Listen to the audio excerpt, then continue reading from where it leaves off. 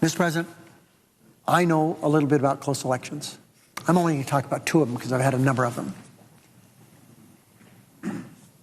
I lost one by 524 votes, statewide election for the United States Senate. That was traumatic to lose that race to Paul Laxalt, one of the historic senators from Nevada, but of course from this country because of his very close personal relationship with President Reagan. Paul Laxalt and I are close personal friends, but I lost that vote by 524. Now, Mr. President, we went through a recount. I didn't file any lawsuits. There were no challenges.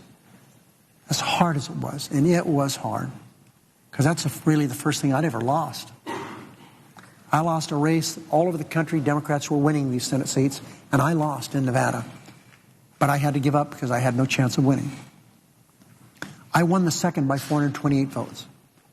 One reason that John Ensign and I are soulmates is because, listen, our politics are so different.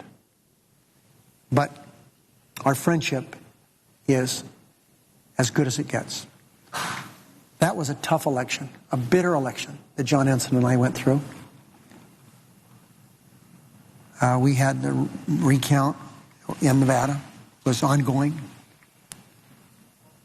John Ensign made a decision that's a waste of time. I can't win the election. Before the recount was completed, John Ensign called me. I was having dinner with my wife and said, you're going to be the next senator. I thought when he made that phone call, gee, this is some kind of a good guy. I didn't handle my loss nearly as well as he did. And I remembered that. So anyway, John Ensign filed no challenges, didn't complete the recount, no lawsuits. And John Ensign is now a member of the United States Senate.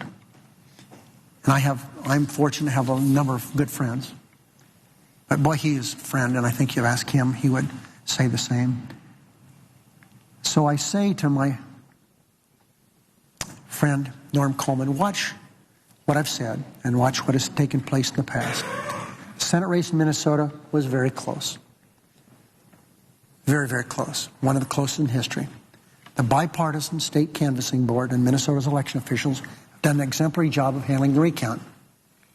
There are no allegations of partisanship or unfairness from either side that I'm aware of. And I've followed it every day for 6 weeks. Even close elections, though, have winners. And I can testify to that.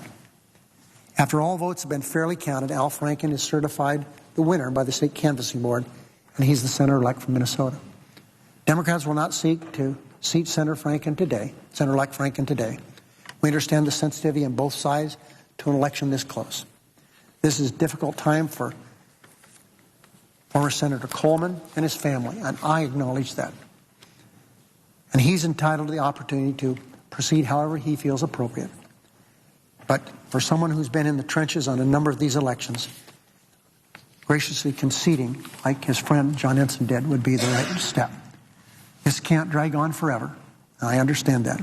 I hope that former Senator Coleman and all of our Republican colleagues will choose to respect the will of the people of Minnesota. They've chosen a new Senator, Al Franken, and his term must begin and will begin soon.